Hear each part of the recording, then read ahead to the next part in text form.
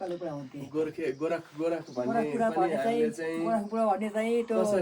कसरी भयो गोरखपुरा भन्ने चाहिँ अब खेइ राखेको हो कि नाम चाहिँ अक्कलेपुरा भन्थे अक्कले भन कुदाइहाल्थे ए अक्कले भनेर भन्दाखेरि लखट्ने लखट्थे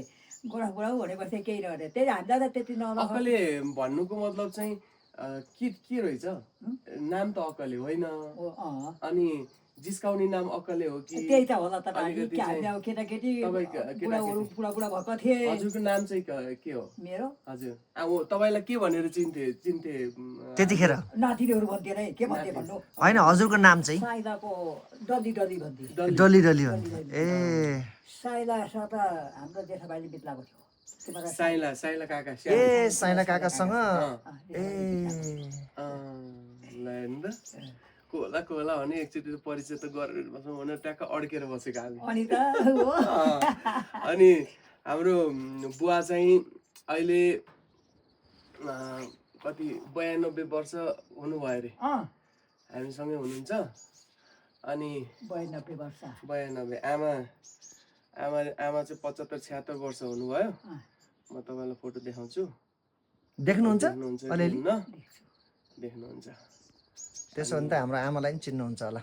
बाबा के चिन्नु त्यतिकै हो केटाकेटीमै पुग्यो के चिन्नु त बाबु यो चाहिँ हाम्रो आमा ए आमा यो चाहिँ आमाको माइती हो लामिचौर होइन त होइन त ए मैले देखेको थियो अनि आमा त अनि त्यसपछि बुवा चाहिँ यो यसरी अस्ति काठमाडौँ गोरखपुराका जेठा छोरा अनि तपाईँले सानोमा देख्नुभयो बुवालाई के अरे बुवालाई देख्नुभयो मेरो बुवालाई लामिचौर दा देखेको ए देखेको दुई बुढाबुढी हिँड्थे हाम्रो घर बस्थे पानी खान्थे अनि बस्थे क्या बस्थे बाबा बस्थे मेरो घर चाहिँ त्यो पर बाटैमा त्यो देउता राखेको छैन ऊ त्यहाँनिर त्यो पँधेरमा पोखरी त्यही परतिर घर हुन् परतिर कति राम्रो चाहिँ घर हुन् ए उतिरका लसी बुवा चाहिँ लट्ठी टेकेर यसरी अस्ति काठमाडौँ गएको थियौँ हामी काठमाडौँमा घर छ अनि त्यहीँ हामी सबैजना बसेर अनि त्यहाँ हिँडेको बेलामा फोटो खिचेको मेरो लैजा खिचेर उहाँले खिचिरहनु भएको छ चिनाइदिनु अनि के अरे घाँस काट्नलाई त्यहाँसम्म जानुहुन्थ्यो भाइ नानी त्यहाँभन्दा मुनि मुनि पुग्थ्यो भने के भनेको त्यहाँभन्दा मुनि त पल्लोपट्टि केराबारी पाखा तल क्यातीहरूका घर यस्तोबाट अनि त्यसपछि उकालोमा घाँस भारी हालेर चाहिँ लिएर आउनुहुन्थ्यो दुःख त त्यस्तो थियो त अनि मलाई त्यहाँबाट हिँडेर आउनलाई अब बाइकमा त आउनु पाएन हिँड्दा असिना पसिना कपडा खोलेर चाहिँ अहिले यहीँ आएर लगाएको अनि यसो कता उतै गयो उतै जन्म्यौ तिमीहरू कहाँ भयो अन्त धाप्ला नाम्लो बोकेर कोदालाले बल्तराले हातमा खेला उठानौ त्यसो कता बाबु हाम्रो त अब घाँस नकाटेर पहिले यस्तो घाँस बाँधे बाबु हो कति काट्थ्यो पहिला त्यो नाथे इलामे नाथेलाई त ऊ तल लामपाते थियो तिमीलाई घरदै वरि लामपाते थियो हो कि तिमीलाई घरदै वरि तलसम्म थियो हाम्रो बाबुहरूको त खेतहरू उता त्यो त पहिरा लड कता पहिरो लगेको पहिरोले पहिरो लडेको ठाउँतिर पनि थियो त्यहाँ थियो त्यस्तो ए खेत उही लगाएर वस्तु राख्ने गोठु उही राख्ने उही दही दुध साँझ उही मोही पार्ने त्यस्तो थियो त नानी त्यही त बुवा आमाले त कुरा गर्नुहुन्थ्यो के अरे कतातिर त्यो गोठ थियो अरे गोठमा चाहिँ गाईबस्तु पाल्ने अनि मोही के अरे दुध चाहिँ आरीमा झुन्डाएर राख्ने त्यही चाहिँ के अरे दुध उमालेर राख्ने अनि कोले आएर चोरेर पनि खाइदिन्थ्यो अरे भन्ने हुनुहुन्थ्यो है अहिले त जङ्गल हिजो पसेर आएको हेर्नुहोस् त्यो घरमा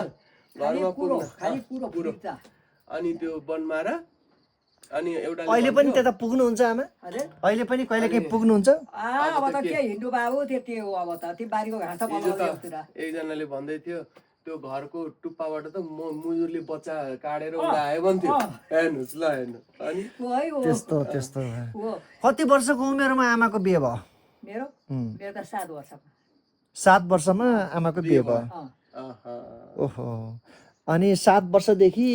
चाहिँ नि घरमै बसिरहनु भएको छ 4 वर्षदेखि यही ठाउँमा यही 10-12 वर्षसम्म कति यी बस्यो हजुर अनि त्यहाँदेखि घरको घरै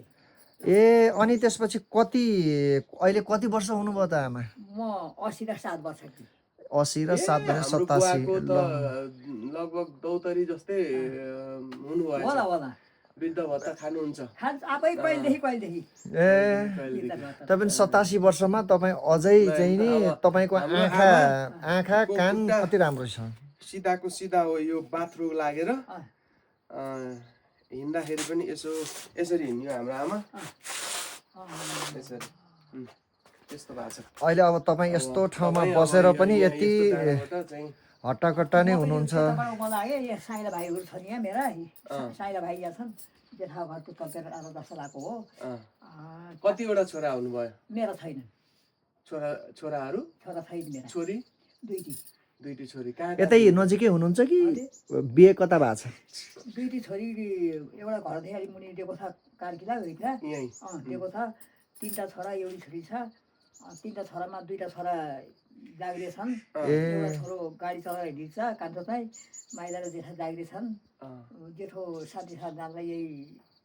पुसाउ कहिले जान्छ क्यारा जेठो चाहिँ माइलाको चाहिँ भक्तपुरमा स्कुलमा छ त्यो स्कुलमा छ नानी यस्तो कोठा भाडा यस्तो केही तिर्नु नपर्ने त्यस्ता फोक्लामा छ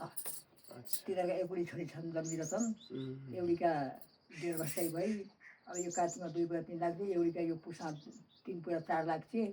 त्यति छ नै बाबुले हाम्रो हुनु हजुरआमासँग कुरा हुन्थ्यो होला गएर निगुवा टिपी खाइ बसेर बस्थ्यौँ हामी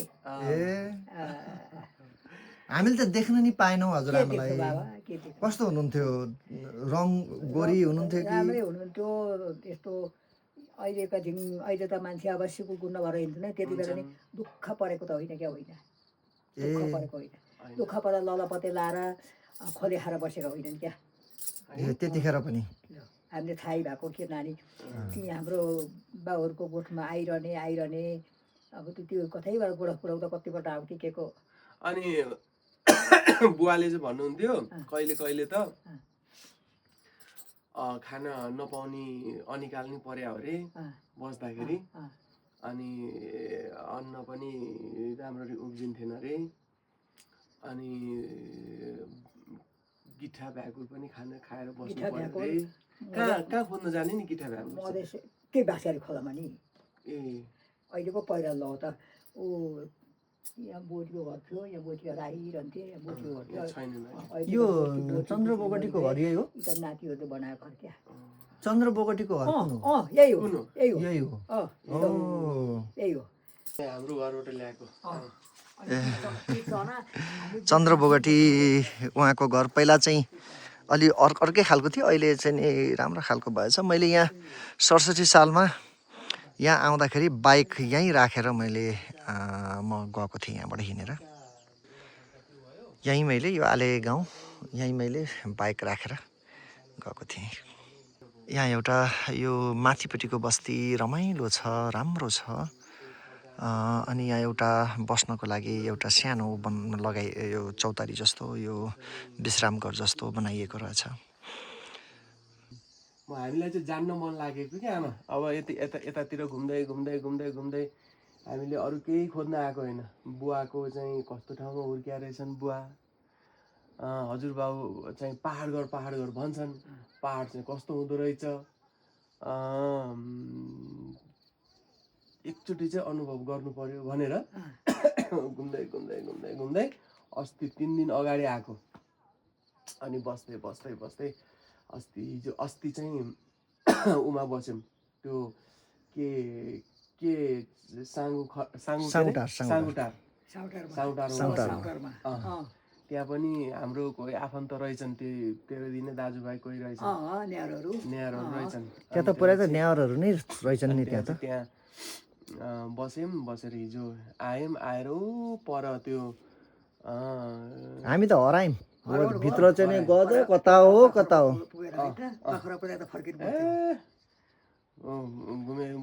टापुतिरबाट जाने भनेको कता पुग्यो त्यो भत्केको चाहिँ नि त्यो खोला चाहिँ ढुङ्गाको त्यो बगरमा पो पुग्यौँ हामी त छैन बाबा अहिलेको बाटो छैन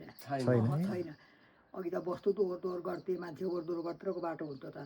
अहिले केही छैन अब अलिअलि सुनेको काइलो काकाले बिठ्याङ गर्ने कापुए बाबु अनि तमरका केटाकेटी भएको छ छन् छन् छन् ऊ दाइको दुईटा छोरा ऊ दाइ? दुईटा छोरा छन् छोरी एउटा बिहे भइसक्यो बिहे भएर नातिनी नातिनी छ भइसक्यो मेरो चाहिँ एउटा छोरा छ अहिले काठमाडौँ बसेर पढ्दैछ अब हामी चाहिँ अब कस्तो रहेछ त यो ठाउँ भनेर पहाड पहाड भन्छन् बाबा अब यस्तो रहेछ के आमा कुरा चाहिँ के भन्दाखेरि चाहिँ अब बुवा त अब सानैमा इन्डियातिर लागेर उतैतिर काम गर्ने बेला बेलामा आउने गर्दा गर्दै रोग लागिहाल्यो